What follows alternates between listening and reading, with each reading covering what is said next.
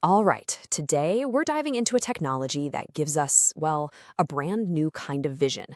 It lets us see right through clouds, through darkness, and measure changes on the Earth's surface that are so tiny they honestly seem impossible.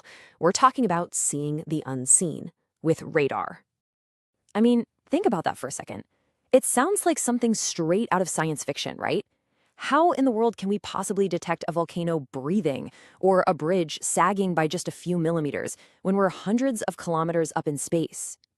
Well, the answer lies in a special kind of vision that goes way beyond what our eyes can see.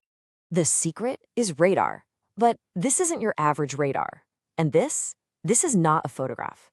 It's a radar image of a volcano, where all those different colors actually represent different textures and materials on the ground, all mapped from orbit.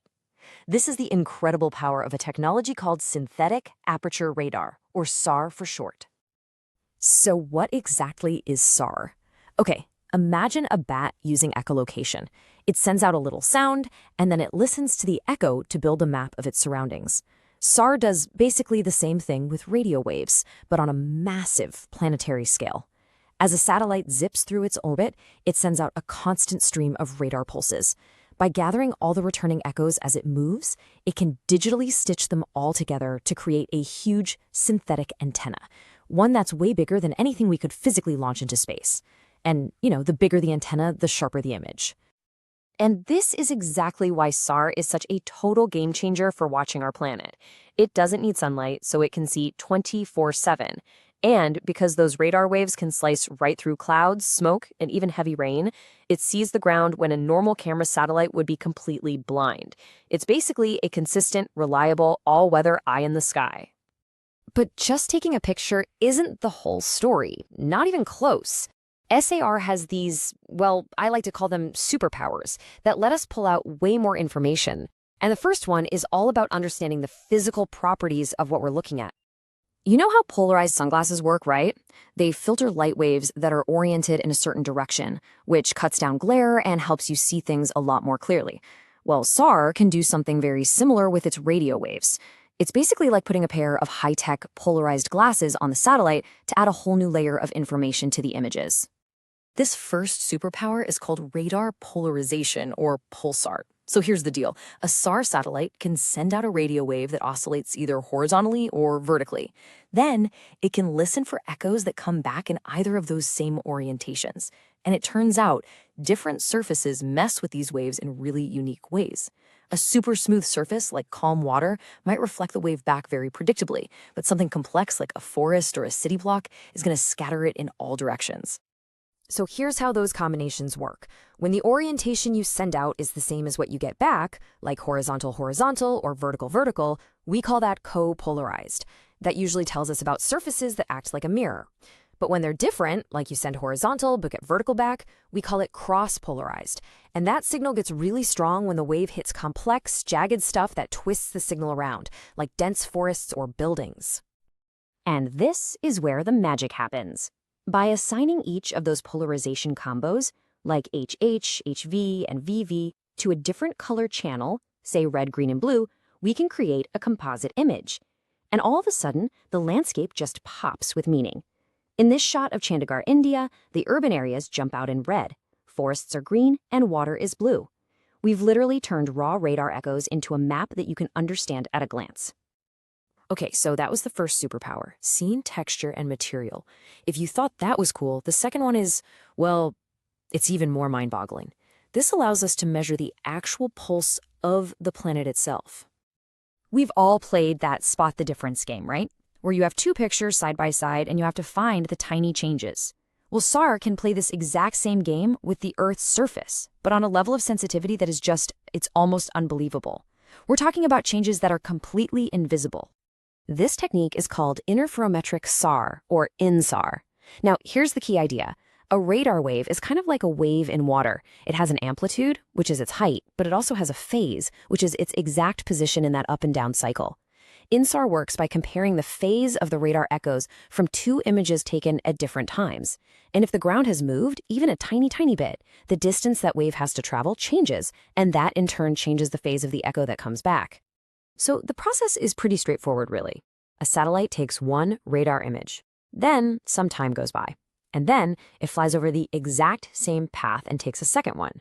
By digitally subtracting the phase of that first image from the second, we create something called an interferogram. And this new image, it's not really a picture of the ground anymore. It's a map of pure change, where you see these repeating rainbow patterns or fringes that show us exactly where the ground has moved and by how much. So, just how much movement are we talking about here? This is the absolutely wild part. For a typical satellite that's used for this, each full cycle of those rainbow colors you see in an interferogram represents just 2.8 centimeters of movement. That's it. That is how we can see a volcano breathing as magma shifts around underneath it, a huge warning sign, or see a tiny patch of ground sinking because we're pumping out too much groundwater.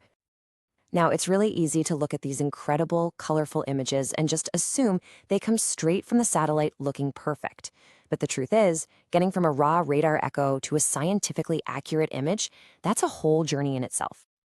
Yeah, the raw data that gets beamed down from space is actually pretty messy.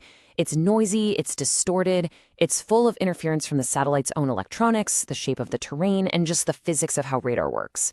So to unlock all those amazing insights hidden inside, that data has to go through a really rigorous digital cleaning process. This processing workflow has a bunch of crucial steps. First, you've got to apply orbit correction so you know exactly where the satellite was. Then you remove thermal noise. That's basically static from the satellite's own heat. Radiometric calibration makes sure the brightness values actually mean something physically. Then you correct for distortions caused by things like hills and valleys. And finally, you have to despeckle the image to get rid of this grainy salt and pepper look that all radar data has. So, after all that complex processing, what can we actually do with these superpowers of seeing texture and tiny movements? Well, the applications are completely transforming how we monitor our world. Okay, this is where it all comes together. We've seen the tech, we've seen the science. Now let's look at the real-world impact.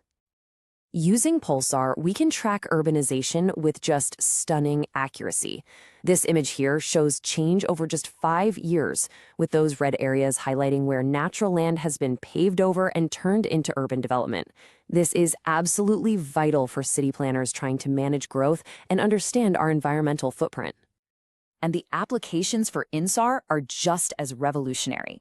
We can monitor natural disasters, tracking how fast glaciers are flowing, mapping how the ground shifted after an earthquake, and even peering right through storm clouds to map floods as they're happening.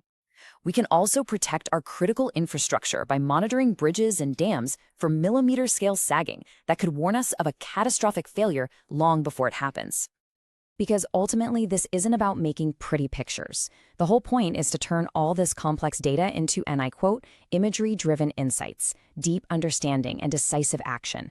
It's about giving us the tools to manage disasters and keep our communities safe. And that really leads to one last big thought. For most of human history, we've only been able to see the big, obvious changes happening on our planet. But now, with a technology that can measure movements in millimeters from space, we're starting to see the invisible. We are, quite literally, reading the Earth's pulse. So the real question is, what's it going to tell us next?